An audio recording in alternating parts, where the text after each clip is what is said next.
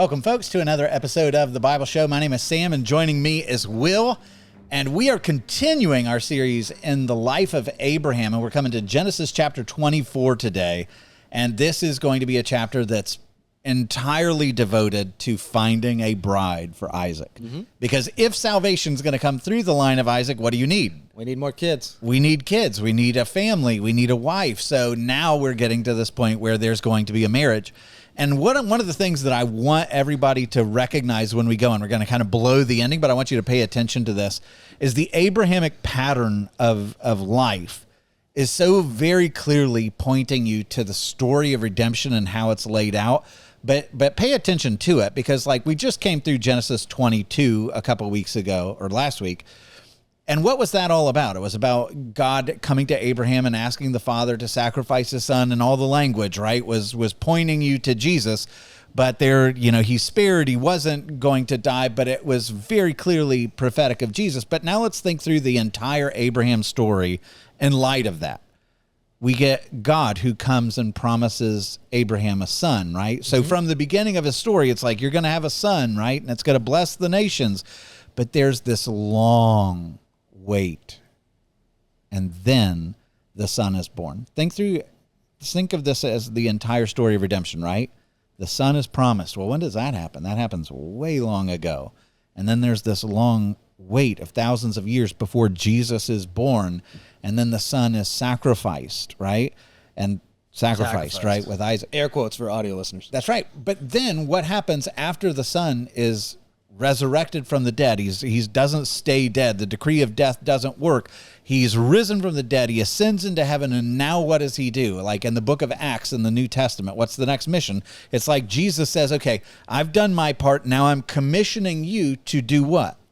To go to the ends of the earth to do what? Make disciples. To make disciples, which are going to be called the bride of Christ. The church becomes the bride. So in a sense, this risen one is commissioning his followers to go forward, to go to the ends of the earth, to find a bride for the son. And what is that bride going to be asked to do? To leave everything. Yeah. And to go and to enter into a marital covenant of faith with God the Son. And so the whole story that's being laid out here, and we're going to see that in Genesis 24, but the whole story of Abraham is kind of laying out a pattern of what ultimately happens with God the Father and his son, Jesus. And we play a role in that, in this story, which is pretty cool. So let's jump into Isaac's story, and starting in chapter 24, verse 1, his mother has just died.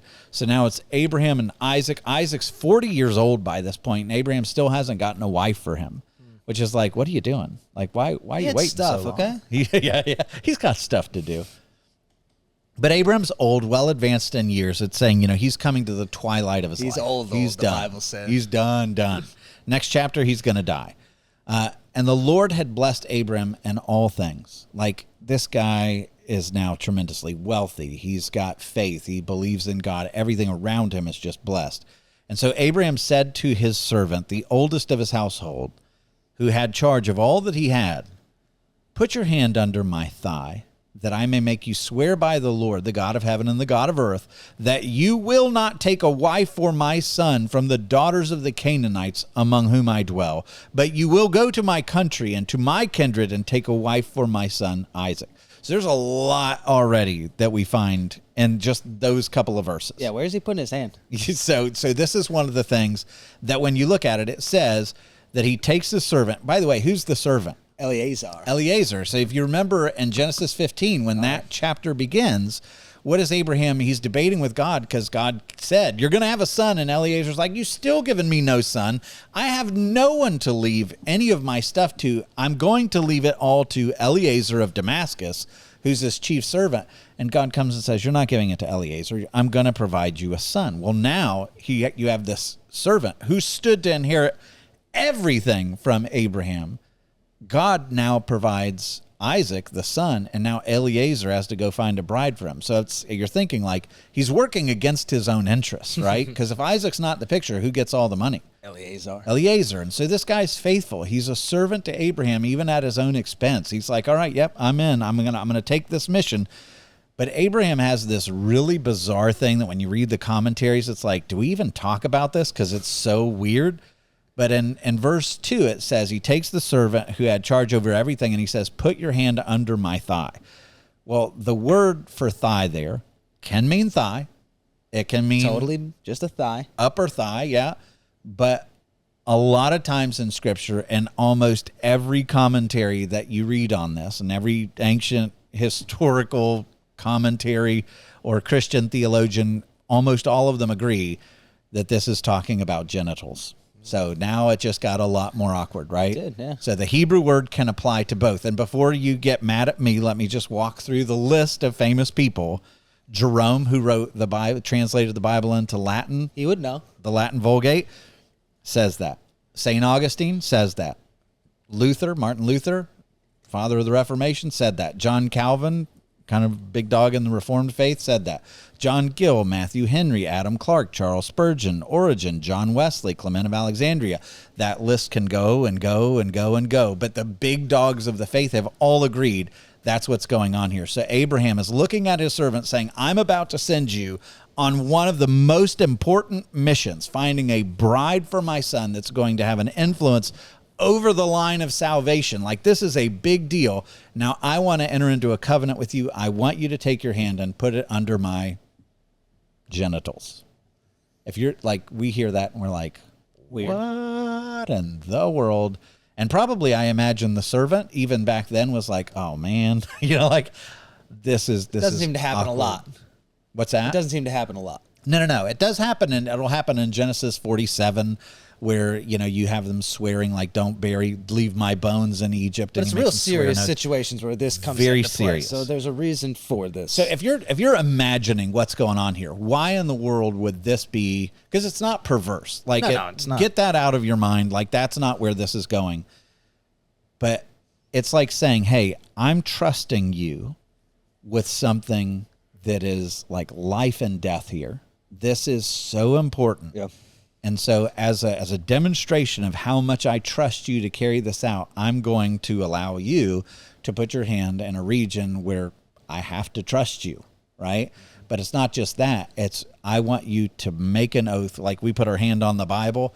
Like, this would be like, I want your hand to be near the very source of life and death for me. This is that serious. So I trust you. I'm making myself vulnerable to you, but also you have the power of life and death and how you deal with this covenant that you're about to enter. And oh, by the way, what was the sign of the covenant given to Abraham that set God's people apart? It was the sign of circumcision, which is in that region, right? Yep. So everything is revolving around that covenant. It's a real awkward one where it's like, what? Like, do I even want to continue with this episode? But it's like, hey, this is real serious. and that practice stopped, which is okay too. Yeah. Like, yeah. don't need to do this today. Yeah, if my Leave boss this in the comes to me Bible, and yeah. asks me to do that, I'm calling HR. Leave this in scripture. Just shake hands. Yeah, that's right. Shake hands, that's good enough. But that I may make you swear by the Lord, the God of heaven and earth, that you won't take a wife for my son from the daughters of the Canaanites. Why not? Because they're not a part of God's people. They are. And they're not just not part of God's people, because the people way, way back where he's going to send them aren't necessarily a part of the covenant people. It's saying that these people among the Canaanites are so wicked.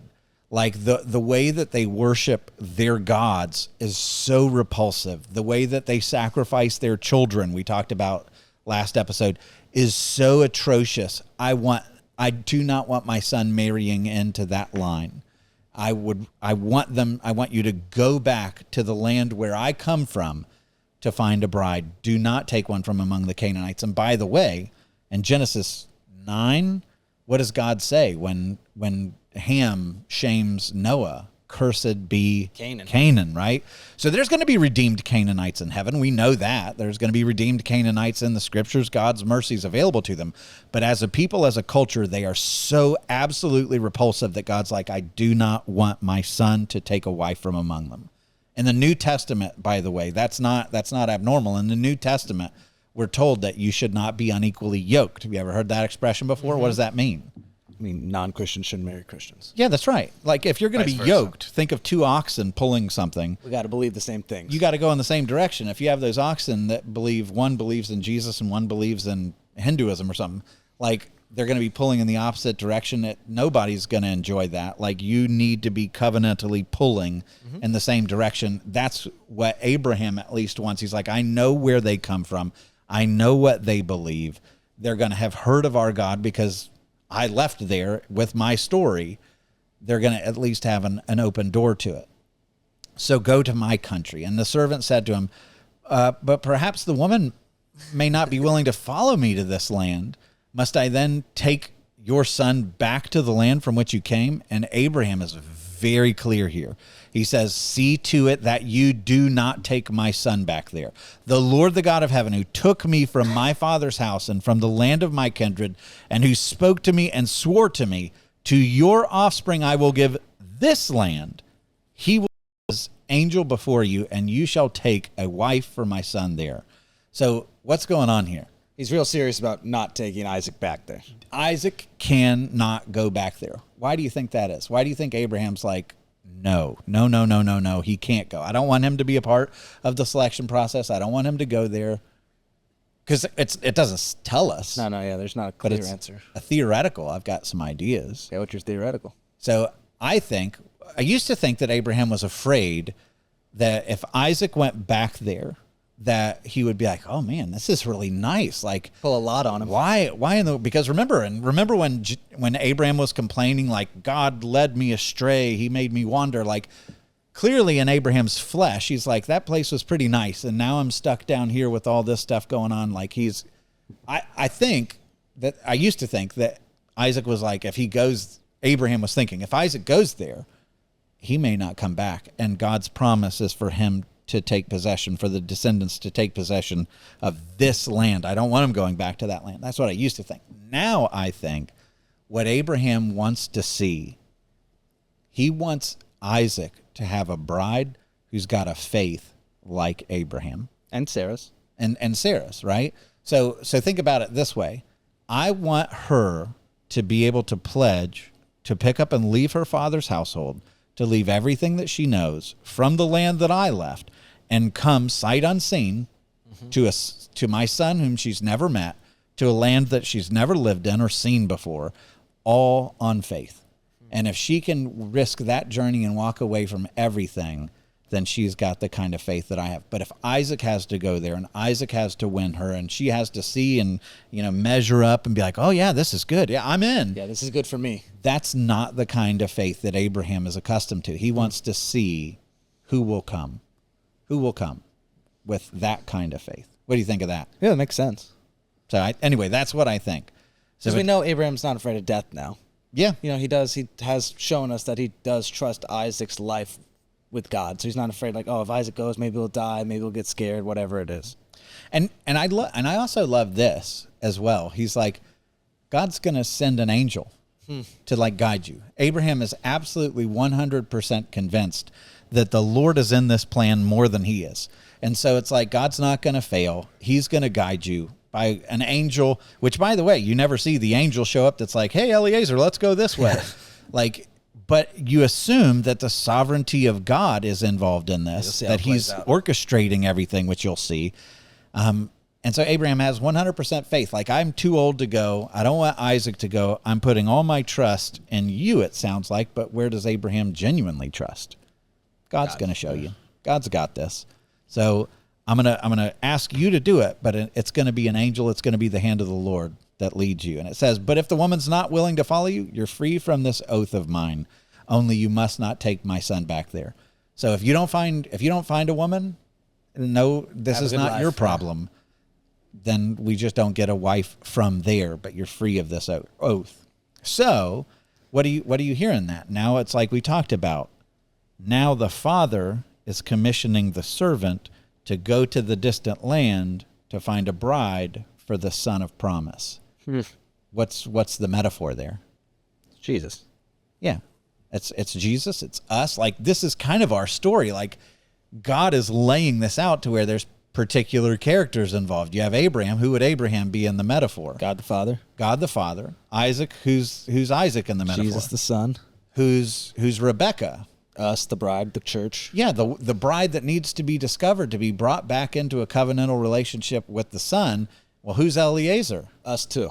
We're the After evangelists. So yeah, after coming to faith. Yeah, I'm taking the treasure and the allure of what the Father and the Son have to offer you, and I'm asking you to leave your former life, to make a leap of faith, to come with me to a son that you've never met before, you've never laid eyes on, that you're going to trust your life to.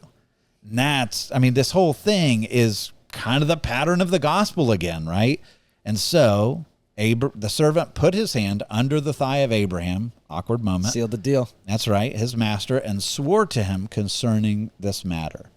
Then the servant, like right on obedience, and you're going to find like this servant He's good. is all about Abraham's business. He's all about doing his The mission master's is business. all what he's about. Yeah, so like you remember all the chapters where everybody's constantly stumbling and bumbling and making a mess of things? Like all of a sudden we've hit our stride. Abraham's got it. He's obedient. He believes in the resurrection. You're going to see the servant is awesome. You see Rebekah is awesome. You see Isaac's awesome. And it's like there's really no bad news. I mean, apart from maybe Laban being greedy, like it's everything is good. It's all doing what it's supposed to. And it says, then the servant took 10 of his master's camels and departed. So now we're talking about a journey, let's say from Hebron, where Abraham is, to go all the way to the city of Nahor in the region of Haran. We're talking about 450 miles straight line. But if you were to follow like the place where they would have gone, The wells. the wells and everything else, probably 550 miles. Wow. So this is on a camel. So we're talking about, this is going to be a month, 2-3 months. Like it's going to take you a while to accomplish this journey with a caravan and everything else. And so Abraham sends him, he goes, and Isaac is just sitting there wondering, like, I wonder what she's going to be like. Is he going to find someone? Like, there's this anticipation. Is the bride going to come? Verse 10, then the servant took 10 of his master's camels and departed, taking all sorts of choice gifts from his master.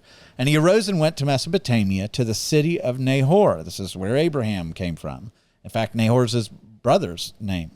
And he made the camels kneel down outside the city by the well of water at the time of evening, the time when women go out to draw water. So this was considered in the ancient world, this was the time, a role that was designed for women, that they would go out carrying all the buckets. Still to this day in a lot of third world countries, you see women that have to travel long distances to go get water from the well. And why in the world in those cultures it's always reserved for the women? I don't know. Yeah, the woman at the well with Jesus. But you find it again and again. Like the well is like the hot spot for dating in the ancient world. Yeah. So it just is. So if you look here, It's a literal watering hole, that's right. But you have Isaac's bride, Rebekah, found at a well. Where does Jacob find Rachel? At a well. At a well. Where does Moses find Zipporah? At a well. At a well. And then when you come to Jesus, we'll get into this later, but you find this Samaritan woman, adulterous woman, At a well. At a well. Ruth, by the way, with Boaz, like he offers her a drink, which is presumptive from a It's a well. stretch. Like it is not. I'm not It's going. I only want wells. totally. It's a spring. Same thing. Anyway, so he gets there and he made the camels kneel down outside the city by the well of water at the time of evening, the time when women go to draw water. And he said, "O Lord," he's praying, right? "God of my master Abraham, please grant me success today and show steadfast love to my master Abraham." You just finished this journey of, hundreds of miles through desert conditions with camels and everything else. Now you're here. It's the moment of truth. Yeah. Like, please make this fruitful, not a wasted fool's errand. I'm standing by the spring of water, and the daughters of men of the city are coming out to draw water. And then he lays down this challenge to God. Verse 14, "Let the young woman to whom I say, please let down your jar that I may drink. And who shall then say, drink, and I will water your camels. Let her be the one whom you've appointed for your servant Isaac. By this I shall know that you have shown steadfast love to my master." So all these women are coming, right, to the well. And everyone that comes, he's got a plan. He's going to say, "Oh, can I have a drink?" And it's the one, if she responds, "Oh, sure, here's a drink. And Can I also take care of all of your camels for you?" 10 of them. 10 of them. Which, do you know how much water a camel would require after coming through a desert journey, like to refill? No idea, to be At honest. least 20 gallons per camel. So we're talking about a well, which you've seen these ancient wells. You've seen your wife, like, Yeah. pulling up the thing from the So now you've got to imagine her saying, oh, 200 gallons? Absolutely, I'm on it. And you don't have a bunch of, like, you have one bucket. Yeah. Like, you don't just do it 20 times and then do it. It's like, no, you got to do it, let him drink, come back. So it's a wild approach. So why would this be the test? It's a generosity test. It's a personality test. It kind of shows what this woman will be without really saying any words or interviewing anything. Yeah. Is she humble? Does she have a servant's heart? Does she look at the foreigner and the stranger that's come that is totally at the mercy of the people who live there? Is she the person who's like, let me show you hospitality. Let me take care of you. Does she have a nurturing heart? Is she humble? Like, it's a weird sign, but it's certainly going to reveal a lot of character. Like, anybody who would do this is a good-hearted, compassionate person. And like bold of Eliezer to be like, God, I got a really, really specific thing that I need you to make happen. Yeah. It's awesome. He's really trusting that his master said an angel's going to go with you. He's That's true. All right, God, show off. You said this is going to happen, so here we go. Truth. So verse 15, it says, before he had finished speaking. So he hasn't even there's not like a flurry of them. The first one, before he had finished speaking, behold, Rebekah, who was born to Bethuel, the son of Milcah, the wife of Nahor, Abram's brother, came. So this is family, right? Now, he doesn't know this yet, but so Isaac is the son of Abraham. This is going to get confusing. Yeah, this is a tree I don't want to do. So Abraham has a brother Nahor, who had a son Bethuel, and a wife Milcah, who have a daughter. So it's cousin once removed. So it's an extra generation for Rebekah, because remember, Isaac is born really late to Abram. That's true. And so you've got an extra generation thrown in there, but they're cousins. So just deal with it. Anyway, this young woman was very attractive in appearance, a maiden whom no man had known. And she went down to the spring and filled her jar and came back up, and the servant ran to meet her and said, please, give me a little water to drink from your jar. And what does she say? God showing off. She said, drink, my lord. And she quickly let down her jar upon her hand and gave him a drink. And when she had finished giving him a drink, she said, I'll draw water for your camels also until they have finished drinking. Not like, when you're in college and you need gas and you put like 3 gallons in because you're bankrupt. This is like, I'm filling you up and I'm going all the way until I can't give them anymore. So they're going to be completely filled. It's not just let me give them water. It's like, I want them filled to the brim. And it's like, holy cow. All right, verse 19.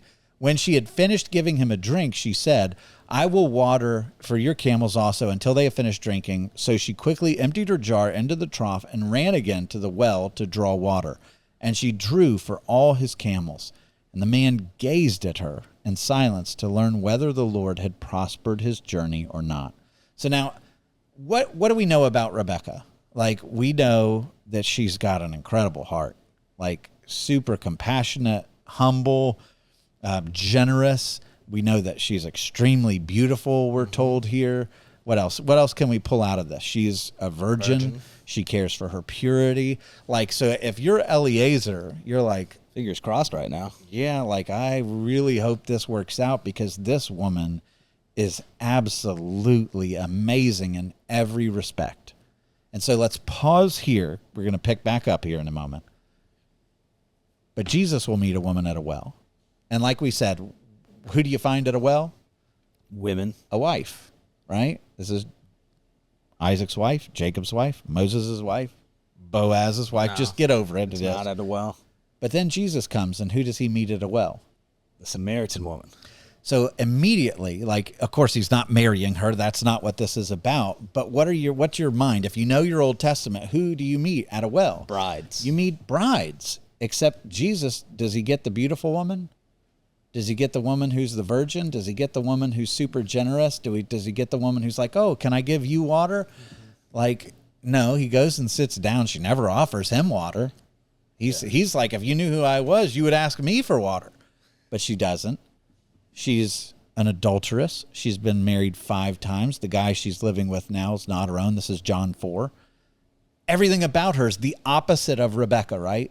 Like, no doubt Eliezer's looking at Rebekah being like, this is the perfect bride. This is the one. Oh, I hope she says yes. Jesus, when he gives his comparison of who he's going to meet at a well, who is it?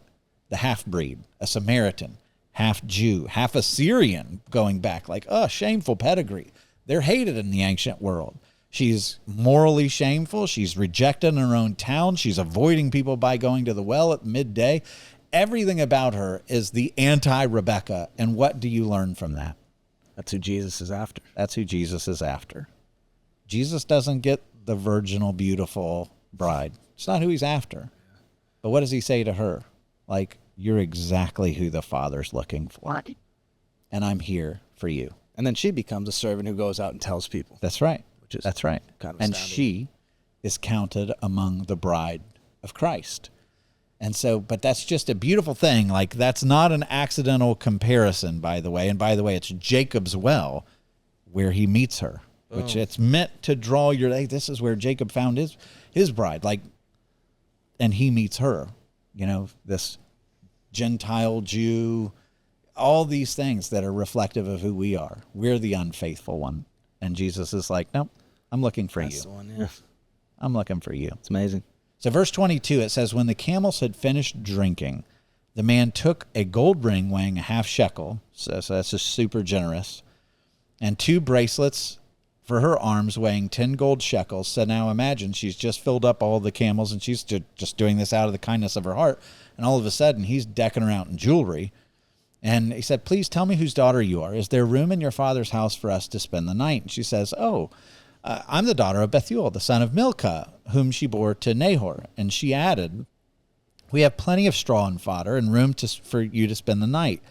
And so now he's like, this is family. Like, we have an end. This is a connection. The man bowed his head and worshiped the Lord and said, blessed be the Lord, the God of my master Abraham, who has not forsaken his steadfast love and his faithfulness toward my master. Notice what he's saying. Faithfulness toward my master. Mm-hmm. I'm just doing his bidding, but God's faithfulness is toward his master. As for me, the Lord has led me in the way to the house of my master's kinsman. Then the young woman ran and told her mother's household about all these things. Well, Rebekah had a brother whose name was Laban, and Laban ran out toward the man. What do we know about Laban later on? He's a schemer. Yeah. Like, Jacob is going to be a schemer. Isaac and Rebekah's kid's going to be a mess. And Laban's is ready to quite go. the schemer, super greedy dude. He runs out to meet him at the spring, and as soon as he, notice what it says, verse 30, as soon as he saw the ring and the bracelets on his sister's arms, what's he after? Is he thinking, I want a good husband for my... I need some cash. No. He's like, give him some "Ooh, gold. Look at that. This guy's got money. All right. And he heard the words of Rebekah, his sister, saying, thus this man spoke to me. And so he went to the man, and behold, he was standing by the camels at the spring, and he said, come in, O blessed of the Lord. Why do you stand outside? For I have prepared the house and a place for the camels. And so the man came into the house and unharnessed the camels and gave straw and fodder to the camels. And there was water to wash his feet and the feet of the men who were with him. Then food was set before him to eat. But he said, I will not eat. This is where you find out how he is all about his master's business. I will not eat until I have said what I have to say. And so Laban's like, okay, well, speak on. Right? So everything that's going on here, God ordained. Yeah, he didn't even getting to town, he didn't take a break. Yeah. He got right after. It's not like I'll check into a hotel and I'll figure this out later, get a good night's rest because I've just walked here or been ridden a camel. Yeah. If you've ever ridden a camel, it's not comfy for very long. Not comfy So at he is all. all about the mission, which is cool. And he won't take a break. Like, it's not like, oh, finally, I'm just going to sit here and relax for a moment. Oh, stretch out. Yeah. It's like, nope, I'm not even going to have a morsel before I say what my master's business is. And by the way, Abraham's not going to know this. So it's all in this conscience. It's just pure loyalty to Abraham. That is true. I never thought about that. It's love. Like, he could have been like, oh, they're not going to know anything. Well, Abraham's not checking in on him. Yeah, there's It's not like Life FaceTime me 360 when you get there. So he said, I'm Abraham's servant. The Lord has greatly blessed my master. And you just see how much he reveres Abraham. And he has become great.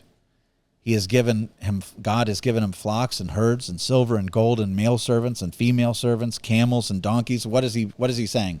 You want to marry into this line. Yeah, he's rich. And Sarah, my master's wife, bore a son to my master when she was old, and to him he's given all that he has. My master's made me swear, saying, you shall not take a wife for my son from the daughters of the Canaanites. That's why I traveled all the way up here.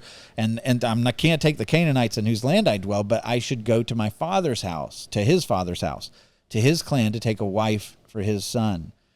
And I said to my master, perhaps the woman will not follow me. But he said to me, the Lord before whom I have walked will send his angel with you and prosper your way. You'll take a wife for my son from my clan and from my father's house. Then you will be free from my oath when you come to my clan. And if they will not give her to you, you'll be free from the oath. So he's like rehearsing all this. I came today to the spring, and guess what? The Lord, the God of my master Abraham, I said to him, if now you are prospering the way that I go, behold, I'm standing by the spring of water. Let the virgin who comes out to draw water, to whom I shall say, please give me a little water from your jar to drink, and who will say to me, drink, and I'll draw water for your camels also. Let her be the woman whom the Lord has appointed for my master's son. So now he's laying it out. He's not only being like, hey, look at all the money. This is just a foretaste of what she's in for if she comes back home with me. Oh, by the way, it was the angel that led me here to you. Abraham said that I was supposed to go to my, look, and it landed right exactly where we are.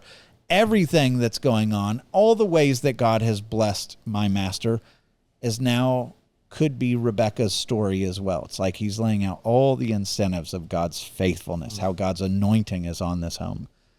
And it says, before I had finished speaking in my heart, behold, she came out with a water jar on her shoulder, and she went down to the spring and drew water. And I said to her, please let me drink. And she quickly let down her jar from her shoulder and said, drink. I will give your camels drink also. And so I drank. She gave the camels drink also. And then I asked her, whose daughter are you? It's basically like we're going through this whole chapter, but it's like, dude, like we know already. He's good at what he does. That's true. Then I asked her, whose daughter are you? And she said, the daughter of Bethuel, Nahor's son, whom Milcah bore to him. So I put a ring on her nose, which, by the way, nose ring. How do you feel about that? Feel great about it. You like nose rings? No, not You on don't? me. Would you get one? No, definitely not on me. Would you do the one that's on the inside? No, like the bull one that you, and I got to get over it because here we find like it seems to be Status thing back approved. Like I'm not crazy about nose rings, but good on them. Like they appreciated it back then. So who am I? It's all cultural stuff. I don't think there's anything wrong with it. Anyway, and put bracelets on her arms. Then I bowed my head and worshiped the Lord and blessed the Lord, the God of my master Abraham, who led me the right way to take the daughter of my master's kinsman for his son. So he's rehearsing all this for them. Now then, if you're going to show steadfast love and faithfulness to my master, tell me. And if not, tell me that I may turn to the right hand or to the left. He's like, look, if you're not going to do this, like I'm out. Like I don't even need to stay here. I'm all about my master's business. Are you in or are you out?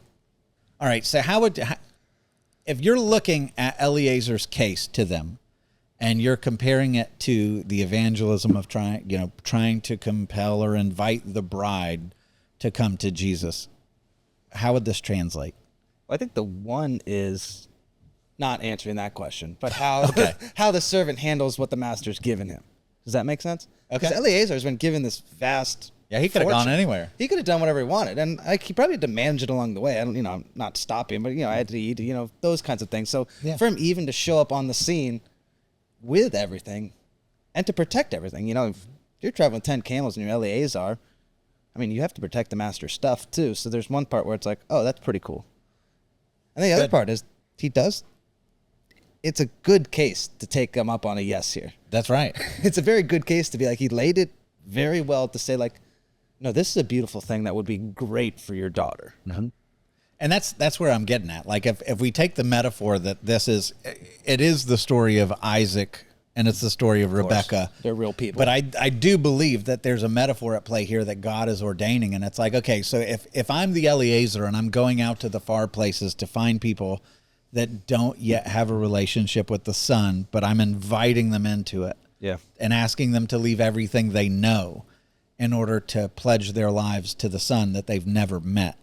What would be my case? Like if I'm Eliezer coming into the home of an unbeliever saying you should really give your life to Jesus, what would the sales pitch look like? And you look at what Eliezer has to say, and it's like, he goes on and he's like, man, you should see the faithfulness that God has shown to Abraham. And it makes you wonder, like, how much of that does he share? How much of God's faithfulness to Abraham. And, he does say he's blessed them abundantly with material possessions. And here it's all evident on display. Like, he does kind of hold back the son of promise thing, though. So there is something to where, like, there is a bit of faith on her part. Yeah, that's an interesting thing. It does make you wonder, like, what's not recorded, because you know, I'm sure there's other things that are happening that are not all written out here. Like, does that come up? Does that excite her? I don't know. That's a good point. But he does look ready for this, which is an interesting thing. Yeah. Oh, he's rehearsed this. Yeah, he's waiting for the question. He's all about the mission, as we've been saying, but he does have his talk prepared. Yeah. So it's like if you get an opportunity to talk to somebody and you're like, hey, I want you to leave everything you've ever known and give your life to the Son of the Father. Yeah. What would your case be? Like, I think all of us should have something that's ready to go. And looking at this, it's not, you know, it's like, look at his faithfulness to so many others. Look what he's done for me. Look what he offers to you. Look at the treasure that you have in store for you forever. Look at, I mean, it's like he comes in with this rehearsed pitch, and he's not, by the way, Abram's like, if they reject you, you're free. Yeah. Like, that's not on you. Mm-hmm. But go make the offer, right? And he made the supernatural a huge part of that offer, which I think is fascinating. Yeah, in our world today, like, he didn't lead with like, hey, this is, I mean, here's the physical things, here's what you're good at, but like, look at what God has done just to make this happen. It's like in our world that's so materialistic, man, and I think we are seeing more of this in our culture and around the world, like getting back to the supernatural elements of faith, not the weird stuff or whatever, or you know, name it and claim it stuff, or you know, whatever that kind of stuff is, but like, no, God is a supernatural God who can do things like this. Yeah. That he ordained something so particular to find a bride. What else could he do? Mm-hmm. And that's it. Like, you would go through your story and be like, look at how he's ordained all of my story. I can go back through the last 46 years, you know, and just see how God has put these little forks in the road that have put me exactly where I'm supposed to be, you know, with blessings beyond measure. Like, I wouldn't trade anything in my story, or change anything, because I see God's hand of sovereignty over all of it. Yeah. And it's like, you know, when we get those opportunities to invite somebody into that eternal marital contract with God, you know, we should be ready to say, like, this is what he offers you. You know, this is what he can spare you from. This is his faithfulness that he's shown to me and so many others. Like, and Eliezer's like, let's go, I got this. Boom. I mean, you can almost tell he's rehearsed it. And it's like what Dostoevsky said, beauty will save the world. Mm-hmm. I think this is a good picture of that. Like, lead with a beautiful picture of the gospel. Yeah. We're all desiring that. Yeah, everybody, we have a homing beacon or something in our heart that's drawn to the story. All the greatest stories mirror the gospel. So how do we present that to the person who is in a situation that ultimately ends in the grave? And introduce them to the one that can overcome it and give purpose to life. So verse 50, Laban and Bethuel answer and say, verse 50, then Laban and Bethuel answered and said, the thing has come from the Lord. Like, after hearing all that, they're like, this is very clearly he's involved in this. We cannot speak to you bad or good. Behold, Rebekah is before you. Take her and go.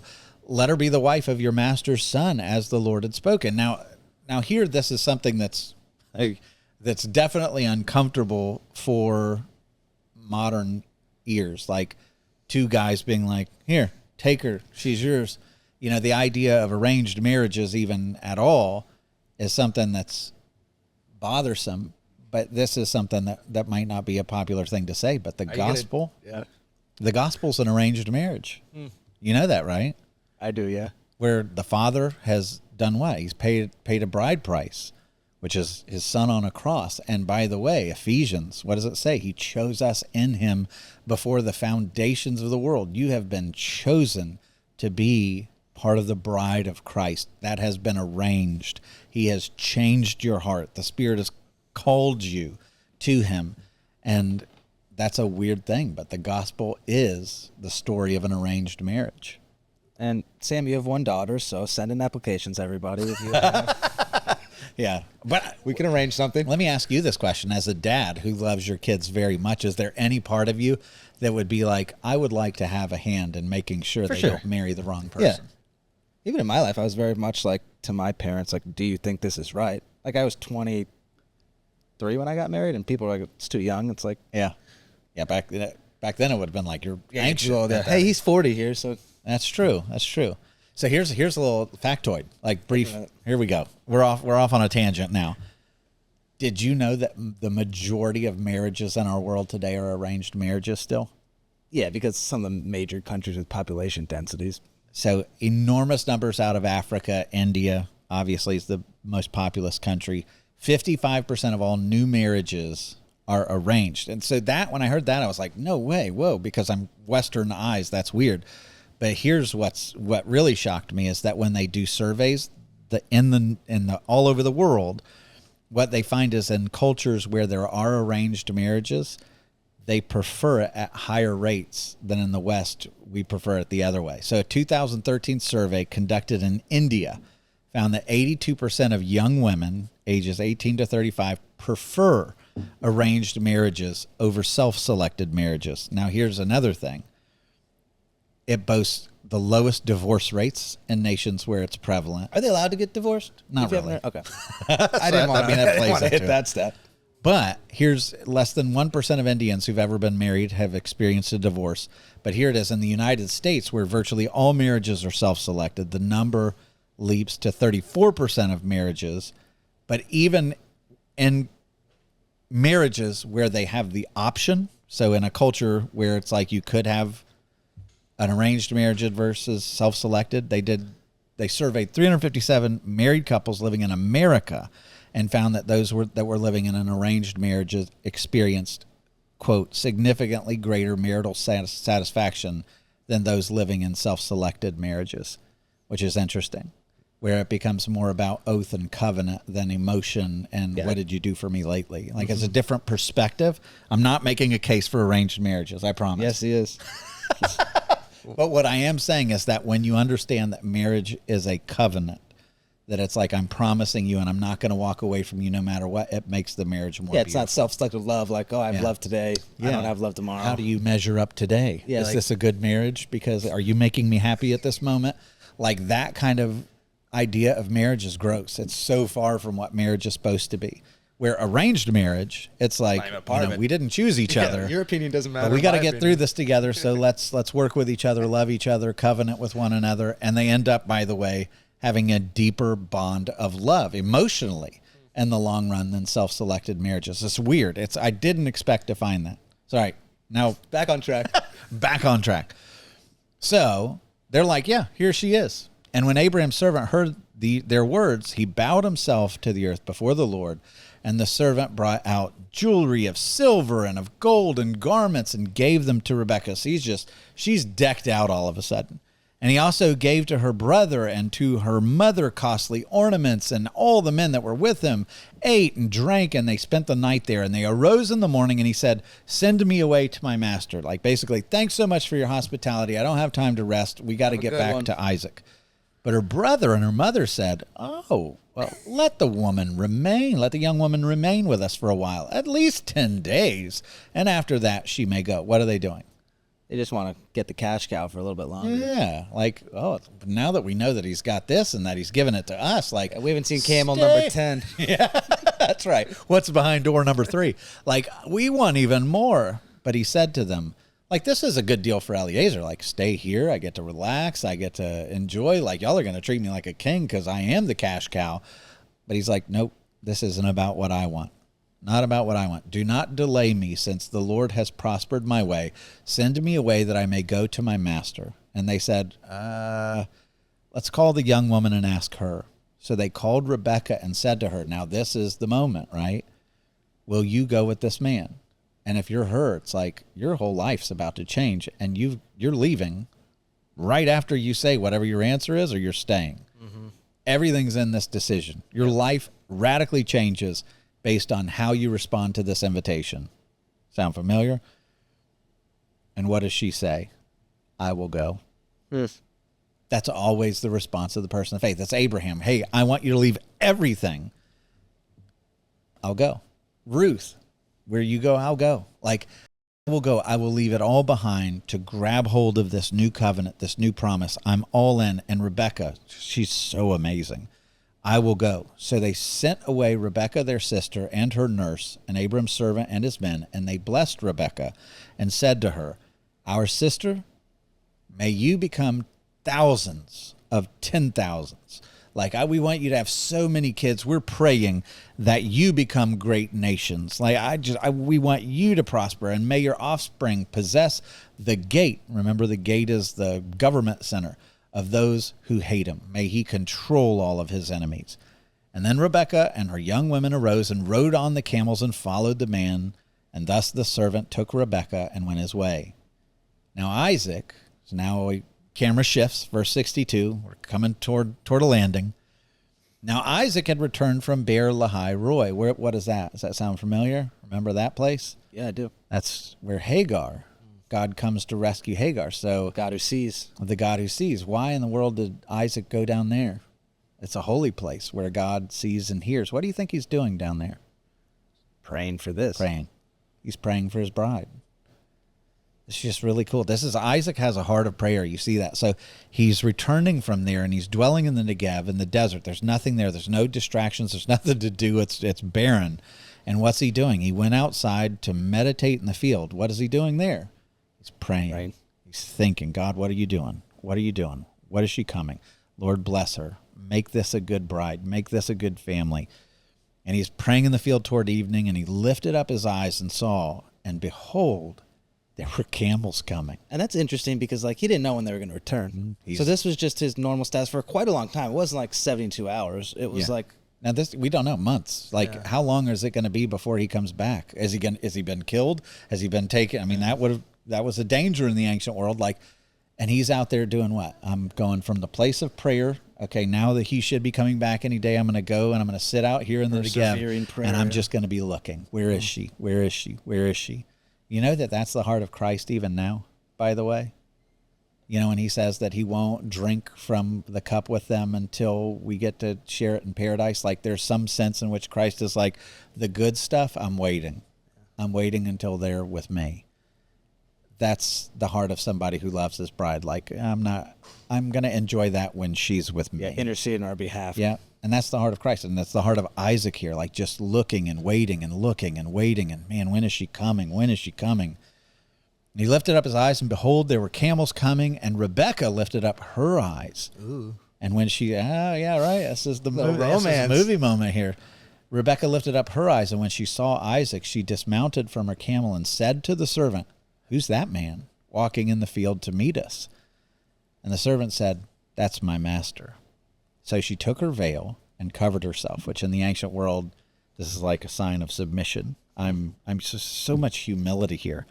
And it's a sign that she's pure and that nobody gets to look at her until she's married. Like, everything about this is she's honoring him.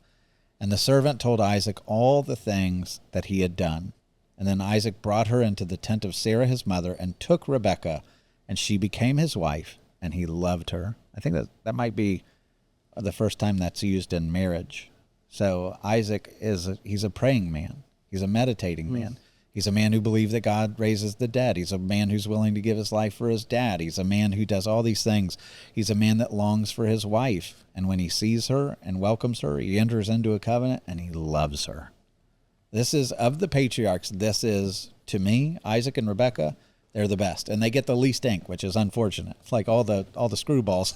Well, we need more of the other stuff. We're not they get more ink. But Isaac and Rebekah are just, I like them a lot. So Isaac was comforted after his mother's death. So he's been mourning the loss of Sarah, and now Rebekah's here. And the next chapter of salvation, the next chapter of the patriarchs is set to go. God has provided a bride for Isaac, this whole thing being a story of the gospel, right? And now the promise of salvation will continue for the next generation, which we'll see in a couple chapters. All right, so in some sense, when we are in this story, we play one of the two characters are our part, right? Like, we're the Eliezer that goes and presents the son. Like, we have this incredible son that is looking for a bride. And so I think we take a moment right now to say that if you have not met the son, if you don't know Jesus, This is somebody who gives purpose and meaning and an inheritance. Like, he takes away your shame and your sin. He paid for it on a cross. He clothes you with righteousness. He makes death die in front of you. He gives purpose to your suffering. He loves you. He's your friend. He sees you in all of your shame and all of your high spots, low spots, and yet he sings over you with rejoicing. He gives freedom and liberty and peace. And like, he's a bridegroom far greater than anything that Eliezer is pitching. Mm-hmm. This is the God of the universe who loves humanity enough to where if people will come to him, they find salvation and an everlasting inheritance of joy. And so in one sense, like we're Eliezer, yeah, we pitch this. But then in the other sense, we are the Rebekah figure. Yeah, we receive. Where we have not, we haven't seen him, right? Like, I can read about the Lord. And I can read about his goodness, and I can sense the Spirit, and I can do all those things. But until I see him face to face, like, there is still a huge measure of wonder to all this, right? And you got to think, like, Rebekah, when she makes this journey, has never seen him, has to question, like, what if he's abusive?